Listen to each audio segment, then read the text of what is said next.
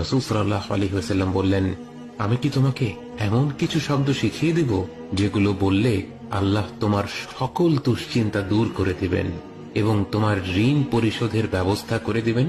বলো, আল্লাহুম্মা ইন্নী আউযু বিকা মিনাল হাম্মি ওয়াল হাযান ওয়াল আজজি ওয়াল কাসাল ওয়াল বুখলি ওয়াল জুবন ওয়া দালা'আদ দাইনি ওয়া গালাবাতির রিজাল।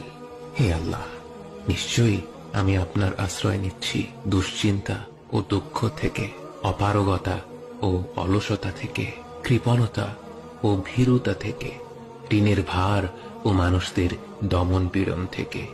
আল্লাহর যেই বান্দাই পূর্ণ বিশ্বাসের সাথে এই কথাগুলো বলবে, আল্লাহ অবশ্যই তার জন্য স্বস্তি আর মুক্তির পথ বের করে দেবেন।